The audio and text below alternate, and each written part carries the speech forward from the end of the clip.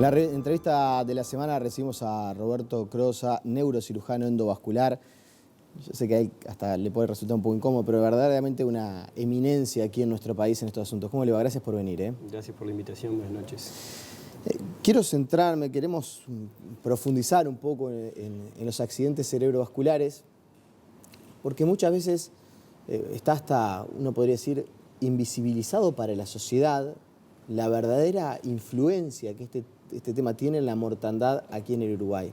Pongámosle cifras para que la gente sepa de qué estamos hablando cuando hablamos de accidentes cerebrovasculares en cuanto a la incidencia en la mortandad. En Uruguay mueren por año más de 2.500 personas por causa del ACV. Primero habría que explicar un poco lo que es el ACV porque también confunde a la población en general qué significa un ACV. Un ACV es una sigla que significa ataque cerebrovascular o accidente cerebrovascular. Es un ataque grave del sistema nervioso central que se produce ya sea por la oclusión de una arteria o por el sangrado de una arteria. Por tanto, hay dos tipos de ACV, los hemorrágicos, que son aproximadamente el 15%, y los isquémicos, que son el verdadero problema epidemiológico de cualquier país. Hoy es una se está hablando de pandemias prácticamente con el tema de las enfermedades no transmisibles y particularmente en el ACV, son enfermedades isquémicas del 85%, que son la parte de cuando se ocluye una arteria y se empieza a morir el cerebro. Ese es el verdadero problema y es el ángulo donde uno se debería focalizar para atacar y para poder mejorar eso. En cifras, 2.500, 365, yo de hecho la hice medio rápido en el celular, me da casi 7 por día. 7 personas por día mueren en el Uruguay por accidentes cerebrovasculares. Exactamente, 7 personas por día. Esto se ha hecho año a año, esto se sabe hace varios años, esto no es de ahora, ya desde que se relevan los datos, 2010, 2011, 2012, 2013, ya se sabe que se están muriendo 2.500, 2.600, ha llegado una cifra de 2.700, 2.800 casos por año, pero es una cifra que se mantiene y preocupa, obviamente, porque lo que sí ha surgido son formas de tratamiento en las cuales Uruguay posee las formas de tratamiento para poder revertir esa mortalidad y desgraciadamente no está dentro del sistema de salud en lo que es la atención. Ya vamos a hablar de la atención que reciben los pacientes que sufren un accidente cerebrovascular, pero también leía en alguna entrevista que le realizaban que usted mencionaba que en realidad en esta cifra en particular de los accidentes cerebrovasculares, Uruguay tiene un índice de mortandad que en realidad es de los peores de América Latina. Cuando hablamos de un sistema de salud, la verdad, en el Uruguay, en la mayor parte de los ítems, estamos en niveles que hasta a veces se nos compara con Europa o con los mejores, no sé, cura del cáncer infantil, estamos a nivel de los mejores del mundo. ¿Por qué tenemos una mortalidad por accidentes cerebrovasculares, la mayor de América Latina, cuando en otros asuntos estamos tan bien? El porqué yo creo que es por la falta de sistema. Ahora, es cierto, es correcto las dos cosas que tú decías. Es cierto que estamos muy bien en muchas cosas y estamos muy mal en otras. Y es cierto que en mortalidad por ACV somos los peores del barrio de Latinoamérica y del Caribe, que de hecho a nivel internacional no son los mejores, no es la mejor parte del continente americano en cuanto a mortalidad ACV. La tasa, según la OPS, de mortalidad en Uruguay va entre 74 y 80 casos cada 100.000 habitantes. Mire lo que le voy a preguntar. Yo sé que esto hasta puede llegar a caer mal. En tema de probabilidades, ¿es mejor agarrarse un cáncer que sufrir un ACV? ¿En difícil. Uruguay? Es difícil de contestar eso. Yo creo que hablemos de probabilidades y del índice de mortalidad. Depende del cáncer, pero sí creo que para la mayoría de los tipos de cánceres que existe un soporte, un sistema integrado de salud que actúa en cierta forma para poder tratar esos pacientes. En el cáncer casi nunca existe este cronómetro que se prende cuando tenemos un ACV, que tenemos 4 horas y media para la medicación intravenosa y 6 horas para el tratamiento endovascular. O sea, luego de eso ya no hay tratamiento. Para el cáncer no pasa. Sobre eso ya quiero hablar. Mucho peor. Porque en alguna otra entrevista también lo hemos conversado. Quiero agregarte algo. Ahora en noviembre, si mal no recuerdo, se hizo en la antesala del Palacio Legislativo un congreso y se invitó a la vicepresidenta de la Organización Mundial de Stroke, Sheila Martins, la profesora Sheila Martins, que además es la jefa de la unidad ACV de todo Brasil. En Brasil a nosotros nos sorprendió mucho, se mueren 6.000 personas por año por ACV. Tienen un sistema mucho más integrado que el nuestro para el ACV Y en Uruguay, con 3 millones de habitantes, contra una población brasileña que tiene cerca de 200 millones de habitantes, tenemos casi 3.000 muertos, o sea, casi la mitad. Sí, sí, Ahí ellos te explica tienen cuál es la mortalidad en Uruguay en cuanto a ACV y cuál es, por ejemplo, en Brasil. Apenas somos poco menos de la mitad de los muertos en Brasil por accidente cerebrovascular, cuando la población nuestra es muy menor. Sí. Quiero ir de a poquito tratando de desentrañar en el tiempo que tenemos, que la gente le quede muy claro de qué hablamos cuando hablamos de un ACV, de un accidente cerebrovascular. Quiero preguntarle también si se pueden prevenir. Quiero preguntarle también si podemos hacer algo desde nuestro estado de salud para tratar de evitar. Creo que alguna vez ya lo hemos conversado. Hay veces que no son evitables, que se dan, por más que uno esté totalmente sano y bueno, es parte del funcionamiento del organismo. Pero, ¿qué síntomas tiene un ACV? ¿Cuándo me doy cuenta que puedo estar sufriendo un ACV? Un ACV, hay siglas. En inglés es la más conocida, se llama FAST, ¿no? Pero habría que traducirlo. Por ejemplo, es cuando una persona en forma brusca pierde la visión de un ojo, cuando clásicamente la persona pierde la motilidad de una parte del cuerpo, cuando una persona, por ejemplo, empieza a hablar y habla mal o no puede hablar. Son todos síntomas los más típicos del ACV, para que nos demos cuenta que estamos sufriendo eso y ahí empieza un problema, ¿no? Porque inclusive reconociendo la sintomatología del ACV, aquí hay un vacío que tiene que ver con qué hace una persona si reconoce el ACV. ¿Reconoce el ACV? ¿Qué hace una persona si reconoce? Lo que dice usted, veo de un ojo todo borrado, quiero hablar y no puedo, me quedo paralizado la mitad de mi cuerpo.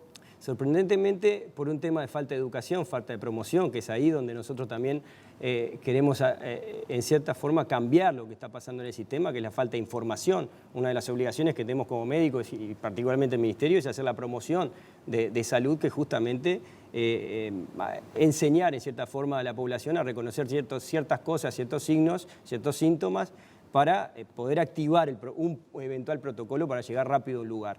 Eso no está. Entonces, si en ese caso alguien reconoce los síntomas, lo primero que hace es llamar a una ambulancia, es lo que pasa aquí. Y llama a una ambulancia, a cualquier ambulancia que se le ocurra o que recuerde el número. Eso es lo que nos pasa a cualquiera de nosotros, me ha pasado a mí inclusive. Y la ambulancia lo va a trasladar ¿a dónde? Esa pregunta me gustaría que la contestara. ¿A cuál sanatorio? A mi mutualista. A tu mutualista, exactamente. Tu mutualista es un centro de referencia para atenderte para stroke. La respuesta es no. La respuesta es no, seguro que es no. O sea, hay pocos centros, particularmente, voy a explicar una cosa.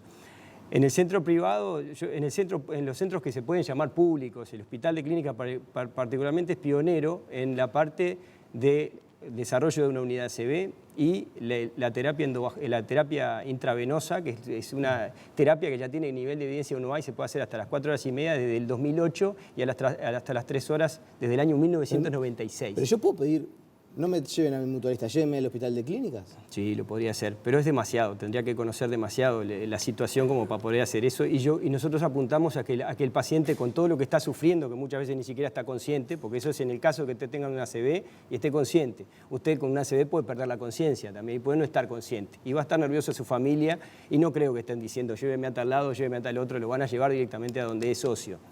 Y generalmente hay otro tema, los códigos de traslado, que esto está antes de dónde lo llevan. Las ambulancias privadas no tienen código de ACV. O sea, usted puede llamar a una ambulancia y puede llegar a los 20 minutos, 30 ¿Tienen minutos. código de, no sé, de infarto del corazón? Yo sé que hay códigos de otras cosas.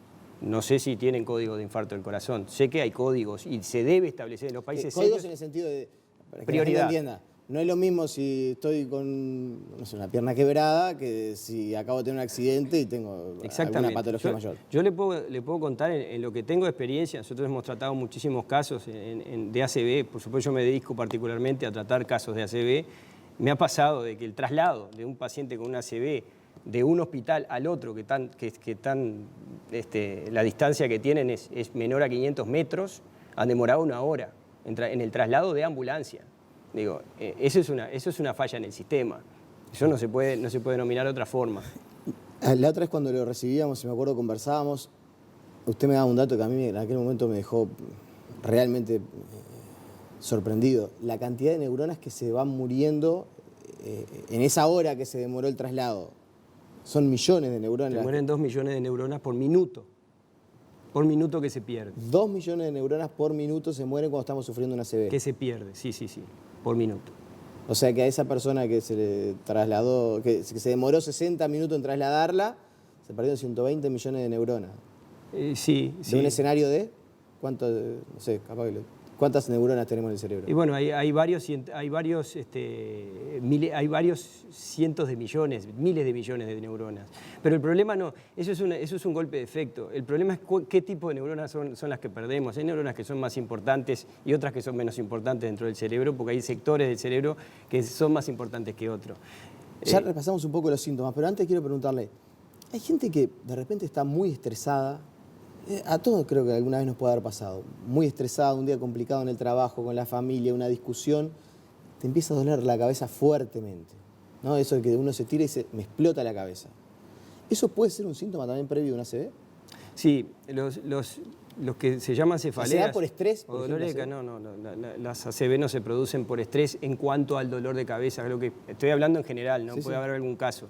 Cuando uno identifica el ACV con fuertes dolores de cabeza, se relaciona mucho más al ACV hemorrágico, que es otro capítulo dentro del ACV, que es cuando se revienta un aneurisma, una malformación arteriovenosa o hay un hematoma de la hipertensión, por ejemplo, que es un hematoma dentro del cerebro. Pero ahí los tiempos son otros. Ahí se permite actuar dentro de una ventana con más tiempo. El gran problema aquí, en donde se necesita sistemas y no esfuerzos personales o particulares, es en el ACV isquémico, que es donde no hay casi nada. Es cuando se obstruye una arteria, que es el 85% de los casos. O sea, si aquí, no sé si se puede decir, pero somos más o menos 8, 9, 10, sabemos que 1 de cada 4 por encima de los 25 años va a tener una ACV. O sea, somos 10 acá. Hay más de 2 van a tener una ACV. Más de 2 vamos a tener una ACV. Probablemente 3. Eso es así, por encima de los 25 años. O sea, hay datos que son realmente escalofriantes y cuando a mí yo quiero creer que las autoridades van a poner el foco en lo que se llama prevención de la ACV, pero también educación de la ACV y también tratamiento de la ACV. Hace un ratito me preguntabas por la prevención, si se puede prevenir. Sí, claro. Estas son enfermedades de las que se llaman no transmisibles y tienen mucho que ver también con el aumento de la longevidad de la población mundial. Por eso también es un problema epidemiológico serio. ¿Se pueden prevenir? Claro que se pueden prevenir, pero no se pueden prevenir todas. ¿Qué tengo que hacer para tratar de que no me toque a mí?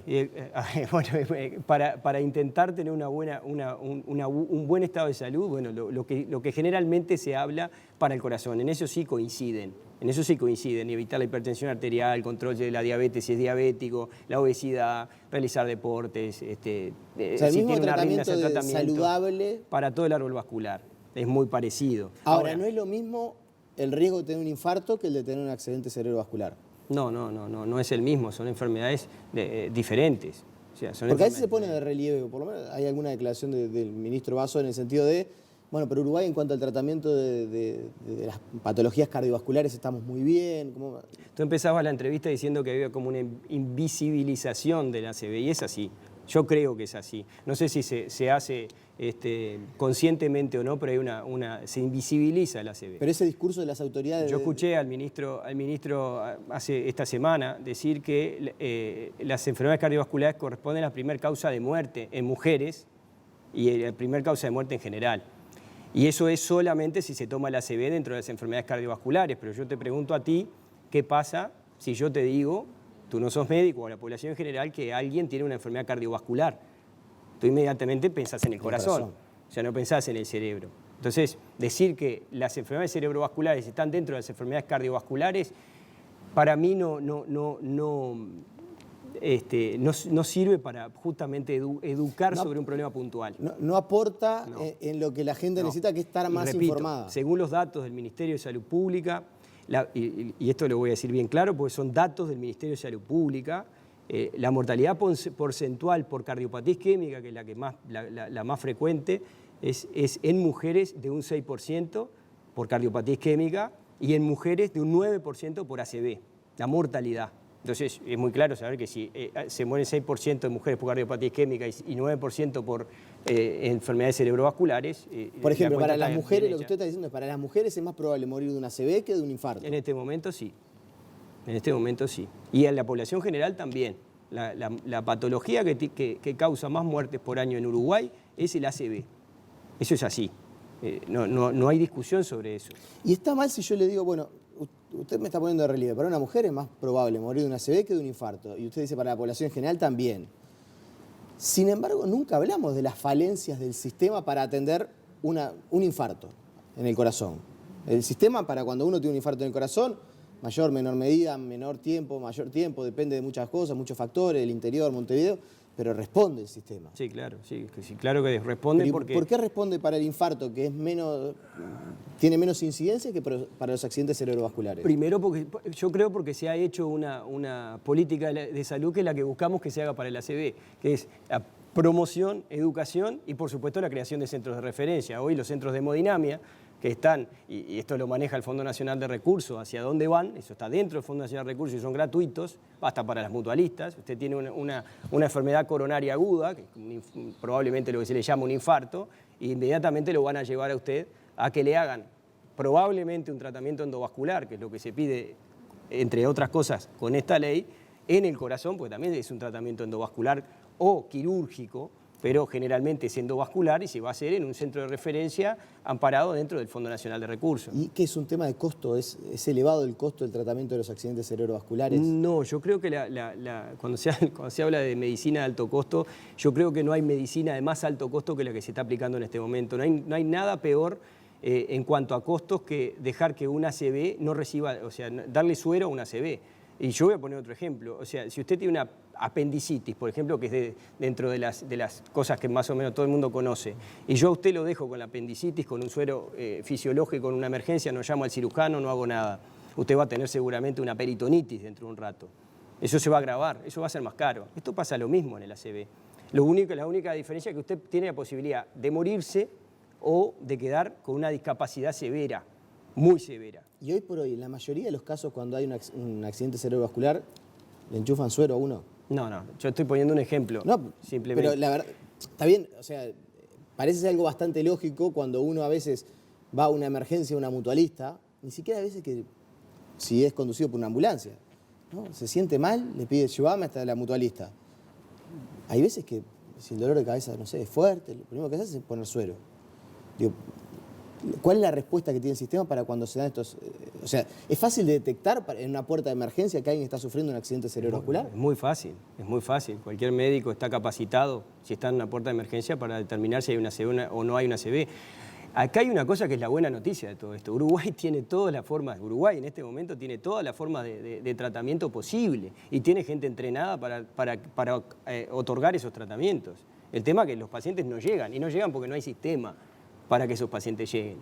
O sea, el sistema tiene que ser un sistema universal y equitativo. No puede ser que una persona dependa de la suerte para conocer, dependa de la suerte para ser trasladado y dependa de la suerte que justamente en el lugar donde esté haya todo para que eventualmente se pueda tratar. Hoy por hoy, cuando uno sufre una ACV, depende mucho de la suerte. Es suerte. Cuando una persona tiene una ACV, inmediatamente ACV, yo pondría una barra y pondría suerte, mucha suerte, muchísima suerte. Si tiene un ACV hemorrágico, es el otro problema, que es, usted habló un poco del tema de los juicios de amparo, se dan sobre todo con los pacientes que tienen malformaciones arteriovenosas o aneurismas que se encuentran y que tienen un riesgo potencial de sufrir una ruptura de esas malformaciones y provocar un ACV hemorrágico. Pero tienen tiempo para hacer el juicio. O sea, los pacientes que tienen un ACV isquémico dependen de 6 horas, no tienen tiempo de hacer. Ese es el plazo máximo que hay que recibir un tratamiento, nosotros, 6 horas. Pero para ir un poco más sobre el costo, ya hay estudios de costo en el mundo. En el mundo ya se sabe que lo que se ahorra por cada paciente que recibe estos tratamientos, que se quiere endilgar de tratamientos de alto costo. Se sabe, por ejemplo, un estudio muy importante de la Universidad de Oxford, que se ahorran más de 7.000 libras por año durante toda la vida del paciente que recibió el tratamiento. O sea, el tratamiento vale alrededor de 7.000 libras, un poco menos, diría yo, aquí en Uruguay. Y lo que ahorra es eso por año mientras esté vivo. También hay que decir que mucha gente, si tiene la suerte de quedar viva, muchas veces queda con discapacidades, dificultades motrices, de habla, ¿no? Bueno, si recibe el tratamiento en forma rápida y el tratamiento es el tratamiento adecuado, lo que se trata de evitar es eso. Y para tener más o menos una idea de qué tan efectivo es el tratamiento, primero tenemos que decir que tanto el tratamiento endovenoso y el tratamiento endovascular tienen evidencia clase 1A. En la medicina, toda la medicina universal, la evidencia clase 1A prácticamente no existe, no es una cosa muy frecuente de encontrar evidencia clase 1A. Eso es la evidencia científica. Para nosotros los que hacemos medicina es una orden divina, o sea, es decir eso. Entonces, cuando se habla también de niveles de evidencia de 1A y dicen que son costo efectivo, quiere decir que todo esfuerzo terapéutico retorna de alguna forma en términos económicos a la sociedad. Me consta, y con esto ya cerramos, que ustedes están trabajando, de hecho hay presentado un proyecto de ley que fue en los últimos días presentado por parte del senador Carlos Daniel Camí, con apoyo de Jorge Larrañaga también, promoviendo un proyecto de ley en la materia. ¿Por qué por vía de la ley? Bueno, yo hace 15 años que estoy tratando de dedicarme en Uruguay y he hecho muchos esfuerzos para no irme del país, siguiendo dedicándome en el tema de la ACV, particularmente en el tratamiento endovascular, donde ha sido un gran olvidado en lo que es el sistema de salud en Uruguay. No está dentro de la canasta básica de prestaciones, no está en el Fondo Nacional de Recursos. Las personas cuando no tienen dinero y necesitan tratamientos endovasculares que están indicados, o van a juicio o no lo reciben, y si lo reciben tienen que vender algo para poder hacérselo. Yo en todo ese plazo de 15 años he intentado ir a todas las vías posibles, científicas por supuesto, políticas en estos últimos años con el tema de las isquémicos. Nos hemos reunido con el Poder Ejecutivo, con las comisiones de salud de diputados. Se ha hasta conformado una asociación de pacientes que han sufrido ACV para que cuenten sus testimonios y defiendan a los propios pacientes y sus derechos. Y yo creo que no hemos recibido ningún tipo de señal por parte, yo particularmente no he recibido ni siquiera una invitación por parte del Ministerio para poder sentarme a conversar sobre estos temas, siendo la única persona en este país, el jefe del único centro que hace trombectomías mecánicas en Uruguay, que es el tratamiento. O sea, usted es el referente hablemos, la mutualista que está más desarrollada en este asunto y nunca logró tener una reunión con las autoridades. No, la única reunión que tuvimos con las autoridades fue a instancias del senador Camí en el año 2016, si mal no recuerdo, con el ministro de Salud Pública, junto con el grado 5 de neurocirugía, y ahí se nos prometió que en unos meses iba a revisar de incluir las terapias endovasculares dentro de la canasta básica de prestaciones. Pero hay otra cosa, la Sociedad Uruguaya de Neurocirugía ha pedido ya en 2 y 3 oportunidades al ministro de Salud Pública, a los diferentes ministros, que incluya dentro de la canasta básica de prestaciones las terapéuticas endovasculares, y ni siquiera ha contestado. Hay otra cosa. En Brasil se hizo en agosto del año pasado la declaración de Gramado, que es una declaración firmada por todos los ministerios de salud pública para combatir el ACV. Uruguay es el peor ubicado en mortalidad. El único que no asistió fue Uruguay. Y esto va a salir en New England Journal of Medicine. Bien, ya nos vamos. La última, porque muchas veces se habla del tema y puede a mucha gente resultar una anécdota, pero ya que lo tengo acá le voy a preguntar. Veo que se habló mucho del tema de Sergio Denis y la caída. ¿Es un cuadro complejo, muy complejo, cuando uno tiene un golpe en la cabeza y se forma un edema? O sea, ¿es difícil de revertir? Desconozco el caso. Creo que tiene mucho que ver con una patología traumática cerebral, mucho más que con una patología vascular. Sí, no es un accidente cerebrovascular, digo, pero se forma un edema a nivel del cerebro. Eso es bastante común, y tengo entendido que él, no sé si tomaba medicación, que inclusive estaba propenso a mayores hemorragias y eso. Doctor Roberto Crosa, le agradecemos por su presencia, la verdad, como siempre, un placer conversar, y bueno, ojalá sirva, sobre todo para que la gente se informe. Parece que es lo más importante, ¿no? Que la gente se informe, y si podemos generar que a partir de este espacio, de conocer esta patología, se pueda activar algún mecanismo para que el sistema funcione mejor en esto, bueno, más que cumplido que estamos, pero le agradecemos mucho por su presencia.